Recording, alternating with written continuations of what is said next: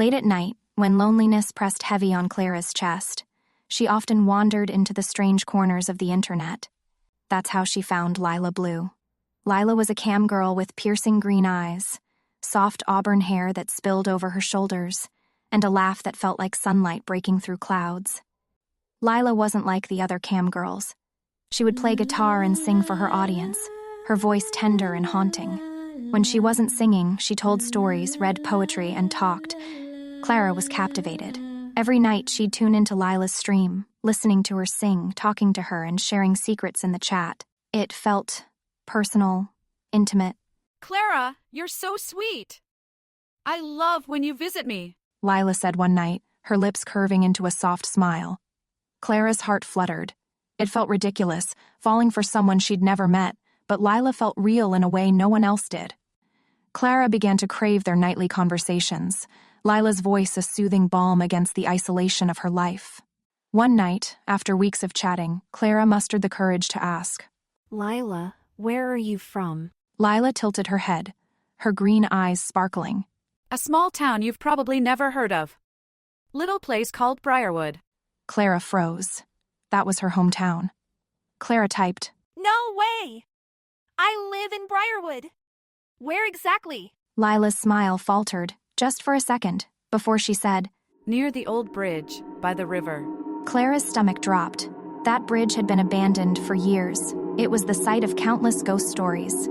A chill ran through her as she typed. What's your last name?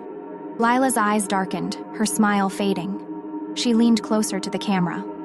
Then, with a small, wistful smile, she whispered, You already know. And just like that, the stream cut out. Confused and uneasy, Clara couldn't sleep. The next day, she searched online for anything about Lila. Hours of digging led her to an old newspaper article. She froze, hesitating before she read on. A beautiful young woman had drowned after her car crashed through the guardrails on the old bridge in Briarwood. There was a picture of the young woman, the name in the caption read, Lila Burns. Clara gasped. Those same beautiful eyes that captivated her online stared at her from the picture in the paper. That night, Clara returned to Lila's stream, but it was gone. Her profile vanished as if it had never existed. The next few days she couldn't eat or sleep. She wanted nothing more than to see her Lila again, to hear her voice. Then, an idea. That night, she smiled as she drove to the old, abandoned bridge. She stepped out of her car and walked to the break in the guardrails, the sound of the rushing river below like a whisper calling her.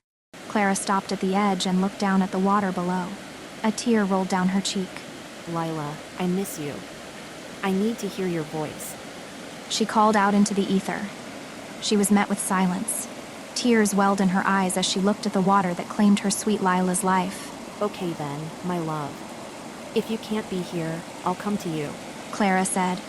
She closed her eyes and leaned forward, preparing for the river's cold embrace. A gust of wind blew against her face, pushing her back onto her heels, away from the water. A soft voice seemed to float on the wind. Clara.